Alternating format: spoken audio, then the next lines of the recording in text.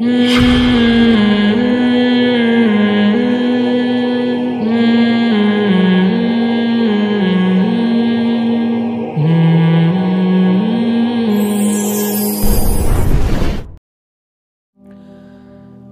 مضمون چل رہا تھا کہ حضرت ذوالقرنین انتہائی مشرقی حصے کی طرف پہنچے زمین کے، وہ علاقے فتح کرنے کے بعد پھر حضرت ذوالقرنین نے زیادہ تر مفسرین کی رائے کے مطابق شمال کا رخ کیا۔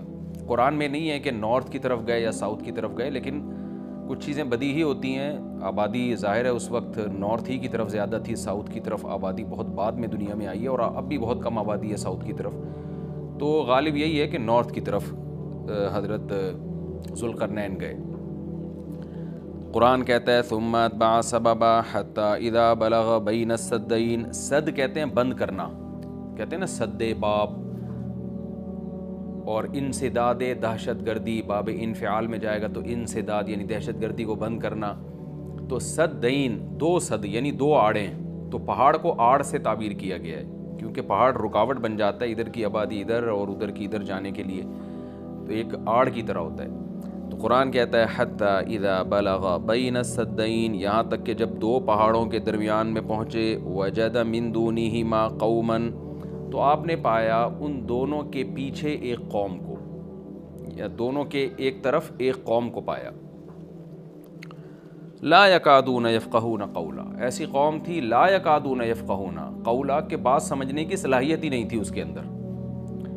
دیکھیں حضرت ذوالقرنین جب مشرق کی طرف گئے تو زبان تو وہاں بھی نہیں آتی ہوگی، وہ الگ زبان ہوگی۔ جب سورج کے مغرب کی طرف گئے زمین کے دوسرے کنارے کی طرف، تو ان کی زبان بھی ذوالقرنین کی زبان سے میچ نہیں کرتی ہوگی، وہاں بھی ترجمان کی ضرورت پڑی ہوگی، لیکن وہاں قرآن نے یہ نہیں کہا کہ وہ بات سمجھتے ہی نہیں تھے۔ لیکن جب نارتھ کی طرف گئے ہیں تو قرآن کہہ رہے ایسی قوم دیکھی پہاڑوں کے پیچھے جو کچھ سمجھنے کی اس میں گویا صلاحیت ہی نہیں تھی، لا یکادون، ان میں کھوپڑی نہیں تھی ان کی، تو اس لیے زیادہ تر مفسرین اس طرف گئے ہیں کہ یہ کوئی وحشی قوم تھی۔ کوئی وحشی قوم ہوتی ہے نا جنگلوں میں جو رہنے والے، جیسے میں نے ایک ولاگ بنایا تھا، مسائی قوم ایک جنگل میں رہتی ہے، تو جنگلی قسم کی قوم تھی، کوئی ہو سکتا ہے پتے وتے جسموں پہ ڈھانپتے ہوں اور بالکل درندوں کی طرح جانوروں کی طرح رہتے ہوں، تو اس ٹائپ کی قوم تھی کہ اوپر کھوپڑی ان کی خالی تھی، بات سمجھنے کی صلاحیت نہیں تھی ان میں۔ قالوا یا ذا القرنین، وہ ذوالقرنین سے آ کے کہنے لگے ان یاجوج و ماجوج مفسدون فی الارض، کیا ذوالقرنین آپ اللہ کے نیک بزرگ ہیں، آپ آئے ہیں اللہ اللہ سکھا رہے ہیں لوگوں کو، دین کی دعوت دے رہے ہیں، توحید کی دعوت دے رہے ہیں، تو ایک کام ہمارا کر دیں کہ ایک قوم ہے یاجوج اور ماجوج جس نے زمین میں فساد مچا کے رکھا ہوا ہے۔ اب سوال یہ پیدا ہوتا ہے کہ جب اس قوم میں کچھ سمجھنے کی صلاحیت ہی نہیں تھی تو ان کو یہ کیسے پتہ چل گیا کہ یہ ذوالقرنین اللہ کے نیک بندے ہیں، اور پھر ان سے بات چیت بھی ہوئی اور ذوالقرنین نے ان کو آگے یہ بھی بتایا کہ میں دونوں پہاڑوں کے درمیان سیسا پلائی ہوئی دیوار بنا کے ان پہاڑوں کو بند کر دوں گا، اس میں میرے ساتھ یہ تعاون کرو، تو یہ سب کانورزیشن ہوئی کیسے؟ تو اس کا جواب آسان ہے، ظاہر ہے جتنی بھی بیوقوف قوم ہو کسی نہ کسی طریقے سے اشاروں سے، ترجمان سے، مختلف طریقوں سے اس کو، تھے تو بہرحال انسان نہ، کوئی گدھے گھوڑے یا کوئی بندر تو نہیں تھے انسان۔ تو قرآن کا منشا صرف یہ ہے کہ ان کے ساتھ ذوالقرنین کو سمجھنے اور سمجھانے میں بہت زیادہ پریشانی ہوئی، تو مقصد صرف یہ بتانا ہے کہ ایک بہت ہی کوئی بیوقوف قسم کی قوم تھی۔ تو باقی قرآن پھر جو واقعے کی تکمیل کے لیے پھر بیچ میں بہت ساری چیزوں کو حذف کر دیتا ہے جو غیر ضروری ہوتی ہیں۔ اب عقل مند یہ بات سمجھ جائے گا کہ ذوالقرنین اور ان کے درمیان جو بات چیت ہوئی اس میں حضرت ذوالقرنین کو بہت زیادہ مشکلات پیش آئیں، ان کی بات کو سمجھنے میں بھی اور سمجھانے میں بھی۔ تو آگے پھر قرآن جو ہے نا کہ جو ان کا جو بڑا مقصد تھا وہ بہرحال حاصل ہو گیا، وہ اشاروں سے ہوا ہو، وہ کوئی ترجمان کے ذریعے ہوا ہو یا کسی بھی طرح سے ہوا ہو، تو حضرت ذوالقرنین نے بھی کوئی حل نکالا ہوگا نا کہ اس قوم کی بات کو سمجھنے کی ہم کوشش کریں، ان کو بہرحال دین کی دعوت دی ہوگی۔ تو اس اشکال کا جواب تو یہ ہے، کیونکہ قالو کا مطلب یہاں نہیں ہے کہ آئے انہوں نے ذوالقرنین کی زبان میں بات کرنا شروع کر دی، جو بھی اپنی زبان میں جس طرح سے بھی بات کی، چاہے اشارہ سے کی ہو یا ترجمان کے ذریعے کی ہو۔ دوسری بات یہ ہے کہ انہوں نے حضرت ذوالقرنین کی طاقت کا تو اندازہ لگا لیا تھا کہ یہ اتنے پاورفل ایک لشکر کے ساتھ آئے ہیں اور ان کے پاس اتنا اسلحہ ہے، اتنے گھوڑے ہیں، تو یہ ہنرمند ہیں۔ اور آگے ریکویسٹ انہوں نے اس لیے بھی کی کہ حضرت ذوالقرنین کی بزرگی کا بھی ان کو اندازہ ہو گیا۔ دیکھیے اللہ تعالیٰ نے انسان کی نیچر ایسی بنائی ہے کہ جو نیک لوگ ہوتے ہیں نا ان کی تقوی اور للہیت کا، ان کی بزرگی کا غیر مسلموں پہ بھی اثر پڑتا ہے۔ ہندوستان میں علماء بتاتے ہیں کہ ہندو مسلمان بزرگوں کے پاس آیا کرتے تھے دعا کرانے کے لیے، اب بھی آتے ہیں۔ انڈیا کے بعض علماء نے ہمیں بتایا کہ ہمارے پاس ہندو بھی آتے ہیں اور کہتے ہیں ہمارے لیے دعا کریں اللہ تعالیٰ سے، کیونکہ ایک لاشعوری طور پر انسان کے ذہن میں یہ بات ہوتی ہے کہ بھئی یہ اللہ والا آدمی ہے۔ جیسے یوسف علیہ السلام جب جیل میں تھے تو غیر مسلم یوسف علیہ السلام کے پاس آئے اور کہنے لگے کہ آپ ہمیں خواب کی تعبیر بتائیں۔ سوال پیدا ہوتا ہے کہ بھئی وہ تو غیر مسلم تھے اور یوسف علیہ السلام نمازی پرہیزگار تھے، تو غیر مسلموں کو کیسے اندازہ ہو گیا کہ یہ خواب کی تعبیر بتائیں گے؟ اس کا جواب یہی ہے کہ لاشعوری طور پر اللہ نے دلوں میں ایک ہیبت ڈالی ہوتی ہے پرہیزگار لوگوں کی، ایک روب ڈالا ہوا ہوتا ہے اور ایک عظمت ڈالی ہوئی ہوتی ہے۔ تو یوسف علیہ السلام کے پاس آنے والے لوگوں کو یہ بات معلوم تھی کہ یہ عظیم انسان ہے اور یہ ان کو اللہ تعالیٰ وہ باتیں بتا دے گا جو ہمیں نہیں بتاتا، اللہ ان کو خواب کی تعبیر سمجھا دے گا، ہم نہیں سمجھ سکتے۔ تو یہ ایک لاشعور میں انسان کی ہوتی ہے یہ بات، اور بھی اس پہ بہت ساری مثالیں ہیں، لیکن میں پھر وہ ہمارا یہ لیکچر جس کو ہم فوکس کر رہے ہیں وہ رہ جائے گا۔ تو ذوالقرنین کے ساتھ بھی یہی ہوا کہ وہ قوم جنگلی وحشی قسم کی تھی، لیکن ان کو طاقت کا بھی اندازہ ہو گیا اور بزرگی کا بھی اندازہ ہو گیا۔ پھر آ کے انہوں نے درخواست کی، طرز عمل سے یہ لگتا ہے کہ وہ قوم بھی مسلمان ہو گئی تھی، یعنی بغیر لڑائی کے اور بغیر کسی مناظرے بازی کے ذوالقرنین کا مذہب اس قوم نے بھی قبول کر لیا۔ تو کیا کہنے لگی حضرت ذوالقرنین سے، بھئی آپ ہمارا ایک کام کر دیں، آپ اتنے پاورفل آدمی ہیں، ان یاجوج و ماجوج مفسدون فی الارض، یاجوج ماجوج ایک قوم ہے جس نے زمین میں فساد مچا کے رکھا ہوا ہے، آئے دن قتل و غارت کرتے ہیں وہ، اور ہمارے پاس ان سے لڑنے کی طاقت نہیں ہے۔ فَهَلْ نَجْعَلُ لَكَ خَرْجًا، کیا ہم آپ کے لیے خرچ بنا سکتے ہیں؟ کچھ اجرت، خرچ کہتے ہیں، خراج کا لفظ آپ نے سنا ہوگا، ٹیکس کو یا اجرت کو، تو ہم آپ کو کمیشن دیں گے اس کا، ہمارے پاس پیسہ بہت ہے، وسائل بہت ہیں، لیکن وہ ٹیکنالوجی ہمارے پاس نہیں ہے جو آپ کے پاس ہے۔ تو ہم دیکھ رہے ہیں آپ کو اللہ نے ایک بڑی قوت اور طاقت دی ہے، تو پیسہ ہمارے پاس بہت ہے، ہم آپ کو اس کی اجرت دیں گے۔ آپ نے یہ کرنا ہے کہ علا، اس بات پر ہم آپ کو اجرت دیں گے، تجعل بیننا و بینہم سدا، کہ آپ ہمارے اور ان کے درمیان ایک آڑ بنا دیں، ایک دیوار بنا دیں، کہ بہت بڑی دیوار بنانی پڑے گی اور پہاڑوں کو کہ اس خلا کو ختم کرنا پڑے گا، وہ قوم آ کے ہم پہ حملے کرتی ہے اور ہمارا بہت نقصان کرتی ہے، تو آپ ایک ایسی آڑ بنا دیں جو ہمارے بس میں نہیں ہے۔ قال ما مکنی فیہ ربی خیر، ذوالقرنین نے فرمایا میرے رب نے جو مجھے ٹھکانہ دیا ہے، طاقت دی ہے، وہ بہتر ہے۔ کیا مطلب؟ مجھے تمہاری اجرت کی ضرورت نہیں ہے، میرے پاس بہت وسائل ہیں۔ دیکھیں استغنا بہت بڑی نعمت ہے۔ سلیمان علیہ السلام کا بھی یہی انداز تھا، جب ملکہ سبا نے ہدیے دے کے بھیجا نا، تو سلیمان علیہ السلام نے بھی یہ فرمایا تھا، ما آتانی اللہ خیر مما آتاکم، مجھے جو اللہ نے وسائل دیے ہیں وہ تم سے بہت زیادہ ہیں۔ تو ایسے موقع پہ اس طرح کی بات کرنا یہ تکبر نہیں کہلاتا، بلکہ یہ عین شکر ہے کہ بھائی میں کیوں کسی سے مانگوں۔ آپ نے بعض دفعہ مالداروں کو دیکھا ہوگا، وہ یہ جملہ کہتے ہیں بھائی ہم کسی کے محتاج نہیں ہیں، تو اس جملے میں اگر اللہ کے شکر کی نیت ہے تو یہ اچھا جملہ ہے، اور اگر نیت ہے دوسرے کو نیچا دکھانا پھر یہ تکبر ہے۔ تو بعض وہمی لوگ کیا کرتے ہیں، کوئی بھی اس طرح کا جملہ زبان سے نکال دے تو فوراً اس پہ تکبر کا فتویٰ ٹھوک دیتے ہیں، یہ ٹھیک نہیں ہے۔ تو اس طرح کے جملے پیغمبروں سے بھی ثابت ہیں تو اور اہل اللہ سے بھی ثابت ہیں۔ حضرت ذوالقرنین نے فرمایا بھائی پیسوں کی مجھے ضرورت نہیں ہے، ما مکنی فیہ ربی، میرے رب نے جو مجھے وسائل دیے ہیں، خیرون، وہ بہت بہتر ہے۔ تم کیا دو گے مجھے، کتنے پیسے دے دو گے؟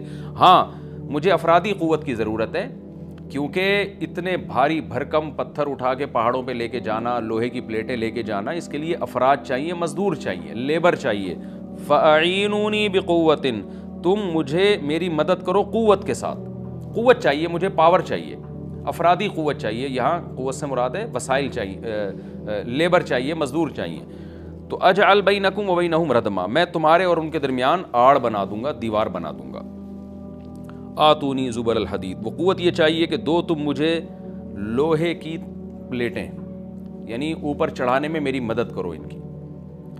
تو وہ افراد چاہیے ہمیں بہت بڑی تعداد میں جو لوہے کی پلیٹوں کو لے کے پہاڑوں کے اوپر چڑھیں، اور کوئی بھی اس وقت جو بھی طریقہ انہوں نے اختیار کیا ہوگا، ان پلیٹوں کو ہم دونوں پہاڑوں کے بیچ میں رکھیں گے، حتیٰ اذا ساوا بین الصدفین، یہاں تک کہ جب دونوں کنار، صدف کہتے ہیں پہاڑ کے کنارہ، دونوں کناروں کے درمیان ان لوہے کی پلیٹوں کو۔ اچھا یہاں بھی اندماج ہے، صنعت اندماج کا مطلب بہت سے واقعات قرآن بیچ میں حذف کر رہا ہے۔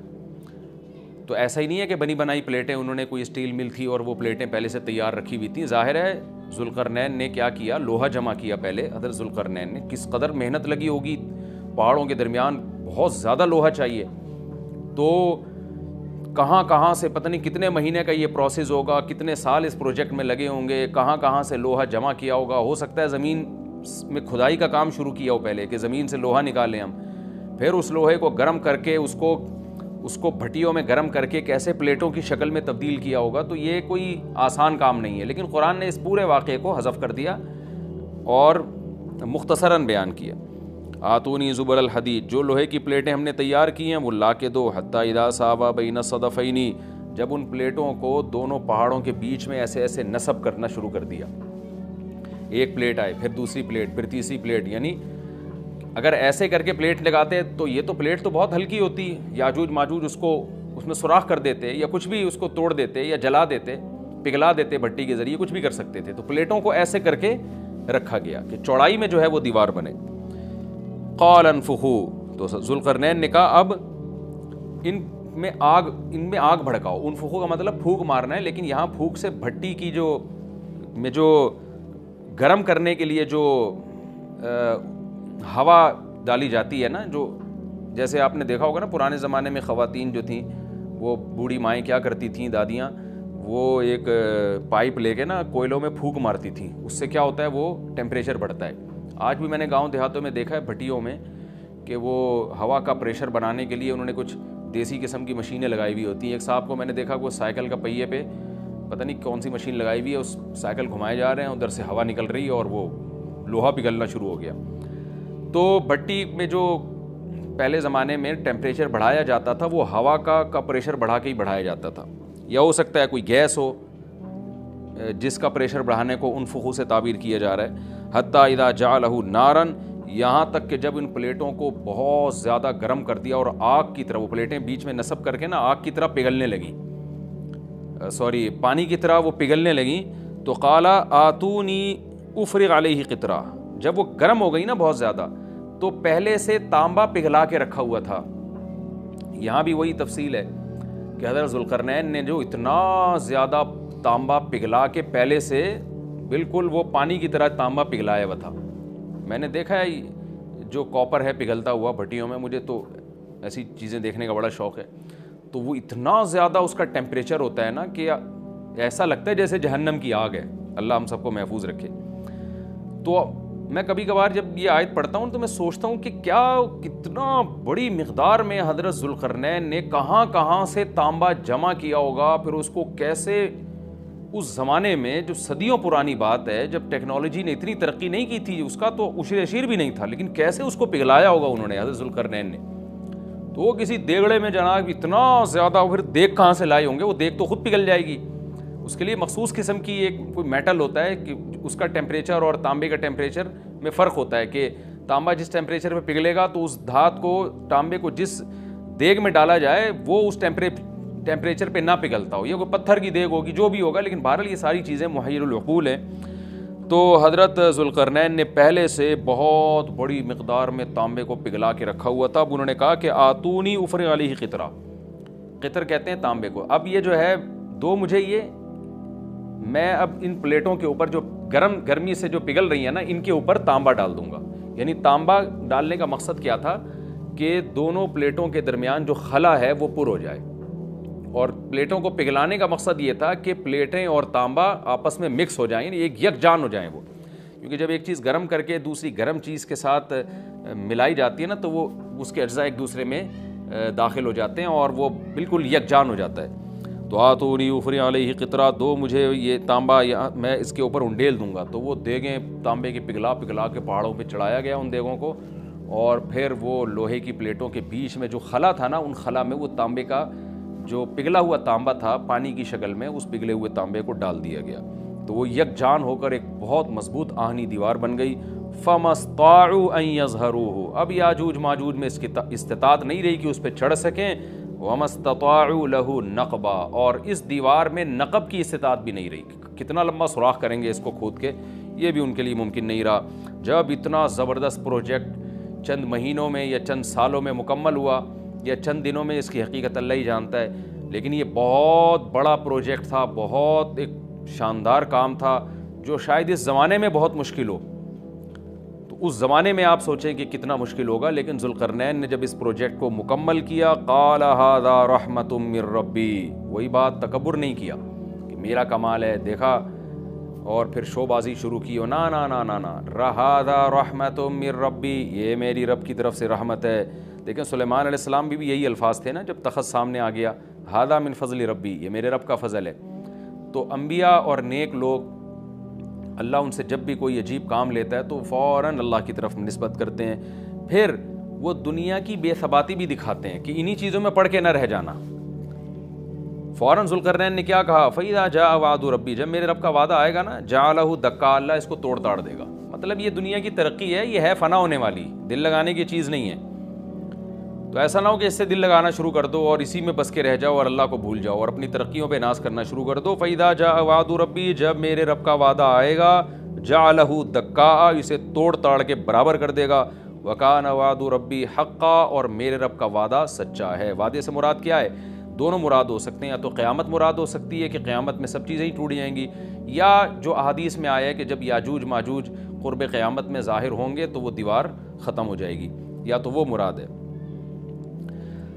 وَتَرَكْنَا بَعْضَهُمْ يَوْمَئِذٍ يَمُوجُ فِي بَعْضٍ، اور ہم ان میں سے بعض کو، یعنی جو یاجوج ماجوج ہیں ان میں سے بعض کو، یومئذ، جس دن ایسا ہوگا، جس دن اللہ کا وعدہ آئے گا اور یہ دیوار ٹوٹے گی، یموج فی بعض، ہم ان کو ایسا کر دیں گے کہ یہ ایک دوسرے میں گھس رہے ہوں گے.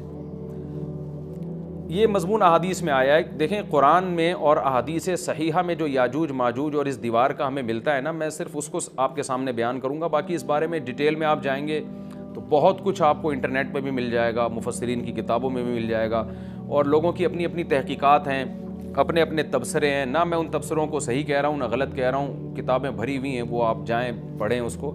لیکن جتنی بات قرآن سے اور صحیح احادیث سے یاجوج ماجوج کے بارے میں ثابت ہوتی ہے، میں صرف اس کو آپ کے سامنے ابھی پیش کر رہا ہوں. پہلا عقیدہ تو یہ ثابت ہوتا ہے کہ یاجوج ماجوج ایک قوم ہے، انسان ہیں، وہ کوئی انسانوں کے علاوہ کوئی الگ مخلوق نہیں ہے، لیکن ہیں بڑے فسادی. دوسری بات، یہ بہت قدیم ہے. ذوالقرنین جب گئے تو اس سے پہلے کی یہ قوم ہے اور زمین میں پہلے سے فساد مچا رہی ہے، لیکن بہت زیادہ ان کی کثرت نہیں تھی جتنی کثرت قرب قیامت میں ہوگی، کیونکہ نسل ان کی بہت تیزی کے ساتھ بڑھ رہی ہے. تیسری بات یہ ہے کہ اللہ نے ان کو دنیا کے کسی حصے میں رکھ کے چھپا دیا ہے. چھپایا اس لیے ہے کہ ان کے ظاہر ہونے کا ایک ٹائم ہے، اور وہ ہے حضرت عیسیٰ علیہ السلام کا دور. حضرت عیسیٰ ابن مریم کے دور میں یاجوج ماجوج ظاہر ہوں گے.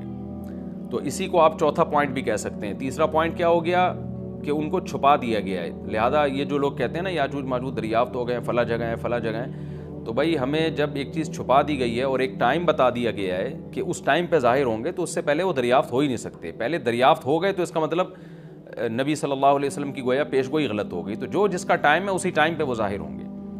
چوتھی بات میں نے جیسے بتائی کہ حضرت عیسیٰ علیہ السلام کے دور میں وہ ظاہر ہوں گے. پانچویں بات، صحیح حدیث سے یہ بات ثابت ہے کہ یاجوج ماجوج وہ جو دیوار بنی تھی اس کو چاٹتے رہتے ہیں، ختم کرتے ہیں.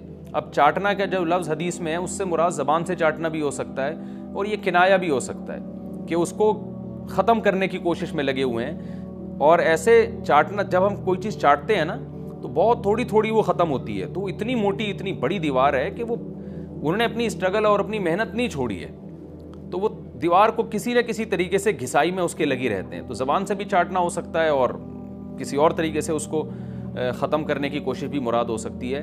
اور حدیث میں آتا ہے کہ ایک دن آئے گا، وہ جب ختم ہونے والی ہوتی ہے نا تو وہ کہتے ہیں کہ ہم کل اس کو دوبارہ شروع کریں گے اور کل ہم اس کو ختم کر دیں گے. لیکن وہ اللہ تعالیٰ اپنی قدرت سے دوبارہ اس دیوار کو اتنا ہی موٹا کر دیتے ہیں جتنا ذوالقرنین نے کیا تھا. تو قرب قیامت میں جب حضرت عیسیٰ علیہ السلام کا ظہور ہوگا تو وہ یہ کہیں گے ہم انشاءاللہ اس کو کل ختم کریں گے. تو انشاءاللہ کا لفظ جب استعمال کریں گے، کیونکہ وہ قوم ہے کافر، وہ اللہ پہ اعتماد کرنا، اللہ پہ توکل کرنا یہ چیز نہیں ہے. جیسے کافر تو نہیں کہے گا نا اللہ نے چاہا تو وہ اللہ پہ یقین نہیں رکھتے. تو وہ جب اللہ کا نام لیں گے اور کہیں گے کہ اللہ نے چاہا تو ہم اس کو کل ختم کر دیں گے، تو پھر اسلام کی وجہ سے وہ دیوار ختم ہو جائے گی. اس کی مثال ایسے جیسے حدیث میں آتا ہے پچھلی قوموں میں ایک ایک نوجوان تھا جو جادوگر کے پاس بھی جاتا تھا اور راہب کے پاس بھی جاتا تھا، جس کا سورہ بروج میں تذکرہ ہے، والسماء ذات البروج میں۔ تو جب وہ نوجوان پکڑا گیا، وہ مسلمان ہو گیا تھا، بادشاہ نے اس کو بھیجا تھا جادوگر کے پاس کہ جادو سیکھے، لیکن وہ راہب کے پاس جاتا، عیسائیت سیکھی اس نے اور نیک مسلمان بن گیا۔ تو بادشاہ نے اس کو قتل کرنے کی حتی الامکان کوشش کی، مگر وہ قتل نہیں ہو پا رہا تھا۔ بادشاہ نے اس کو پہاڑ پہ بھیجا اپنے سپاہیوں کو لے کے کہ پہاڑ سے لے جا کے اس کو گرا دو، لیکن اللہ نے مدد کی کہ وہ سپاہی گر گئے، یہ بچ گیا۔ بادشاہ نے حکم دیا اس کو سمندر میں لے جا کے غرق کر دو، وہ سارے سپاہی غرق ہو گئے، یہ بچ گیا۔ تو کسی بھی طرح سے اس کی قتل کی کوششیں کامیاب نہیں ہو رہی تھیں، تو اس نے بادشاہ سے کہا کہ تو اگر مجھے قتل کرنا چاہتا ہے نا تو چوک پہ کھڑا کر کے تیر مجھے مار اور کہے کہ بسم اللہ و ربی ھذا الغلام، اس نوجوان کے رب کے نام سے میں اس کو قتل کرتا ہوں، تو اللہ کا نام لے کے مجھے مارے گا تو میں قتل ہو جاؤں گا۔ نوجوان یہ قربانی اس لیے دے رہا تھا کہ بادشاہ جب پوری پبلک کے سامنے اللہ کا نام لے گا تو لوگوں کو یقین آ جائے گا کہ بھئی اللہ کا نام لینے سے تو کام ہو گیا، اور اللہ کا نام لیے بغیر کام نہیں ہو رہا تھا۔ تو جو بادشاہ اللہ کو مانتا نہیں تھا، آج اس کو بھی اللہ کا نام لینا پڑا ہے۔ تو نوجوان نے یہ قربانی اس لیے دی کہ بادشاہ جب اللہ کا نام لے گا، لوگوں کو اللہ کی ذات پہ یقین آئے گا اور لوگ مسلمان ہو جائیں گے، عیسائیت کو قبول کر لیں گے۔ تو اس نوجوان نے یہ قربانی دی اور بادشاہ نے اللہ کا نام لے کے جب تیر مارا تو وہ نوجوان شہید ہو گیا، اور لیکن پورا ملک مسلمان ہو گیا، عیسائیت قبول کر لی۔ اور سورہ بروج میں پھر اللہ نے ان کا تبصرہ کیا، ان کا واقعہ بیان کیا ان کے بارے میں کہ کیسے بادشاہ نے خندقیں کھود کھود کے پوری قوم کو جو ہے وہ جو دین سے پیچھے نہیں ہٹے ان کو کس طرح سے آگ میں پھینک دیا ان سب کو۔ تو اس سے پتہ چلتا ہے کہ کافر بھی بعض دفعہ جب اللہ کا نام لیتا ہے نا تو اس کو دنیاوی فائدہ ہو جاتا ہے۔ تو یاجوج ماجوج بھی تنگ آ کر پھر اللہ کا نام لیں گے اور کہیں گے اللہ نے چاہا تو ہم اس دیوار کو کل ختم کر دیں گے، اور بالآخر وہ دیوار ختم ہو جائے گی۔ پھر قرآن کے الفاظ ہیں آگے کہ جب یہ دیوار ختم ہوگی وَتَرَكْنَا بَعْضَهُمْ يَوْمَئِذٍ۔ اچھا ہاں، میں بتا رہا تھا کہ حدیث سے کیا پوائنٹ پتہ چلتے ہیں، تو یہ 5 پوائنٹ ہو گئے۔ چھٹا پوائنٹ یہ کہ حضرت عیسیٰ ہی کے دور میں یہ کسی وبا کے ذریعے ہلاک ہو جائیں گے۔ حضرت عیسیٰ علیہ الصلوۃ والسلام اتنے زیادہ ہوں گے کہ ان سے لڑنا ممکن نہیں ہوگا، جیسے کہ قرآن میں بھی آ رہا ہے وَتَرَكْنَا بَعْضَهُمْ يَوْمَئِذٍ يَمُوجُ فِي بَعْضٍ، ہم ان میں سے بعض کو بعض کے اندر گھسا دیں گے، اتنی کثرت سے ایک دوسرے میں، اب آبادی کی کثرت بہت ہوگی ان کی، گھسے ہوئے ہوں گے ایک دوسرے میں، یہ جیسے چیونٹیاں اور مکوڑے ہوتے ہیں، تو ان سے لڑنا ممکن نہیں ہوگا۔ تو حضرت عیسیٰ علیہ الصلوۃ والسلام لوگوں کو لے کے کوہ طور پہ چلے جائیں گے، اور باقی مسلمان وہ اپنے اپنے گھروں کے اندر بند ہو جائیں گے، اور پھر اللہ کی طرف سے ایک وبا آئے گی، اور اس وبا میں یہ سارے کے سارے ہلاک ہو جائیں گے۔ اور پھر جب ہلاک ہو جائیں گے تو اتنی زیادہ ان کی لاشیں زمین پہ ہوں گی، اتنی زیادہ کہ انسانی آبادی ان کی لاشوں سے متعفن ہونا اور بیمار ہونا شروع ہو جائے گی، ان کی لاشوں سے بدبو اٹھے گی، اور ظاہر ہے انسان ہوں گے یہ، تو اس کی وجہ سے جو زمین کا ماحول خراب ہوگا۔ پھر حضرت عیسیٰ علیہ الصلوۃ والسلام اللہ سے دعا مانگیں گے کہ اللہ تعالیٰ ان کو کسی طرح ٹھکانے لگائے، کوئی انتظام کرے۔ تو پھر حدیث میں آتا ہے بارشیں ہوں گی اور سیلاب آئیں گے، اور ان کی لاشیں بہہ بہہ کے پانیوں میں جا کے، سمندروں میں جا کے ختم ہو جائیں گی۔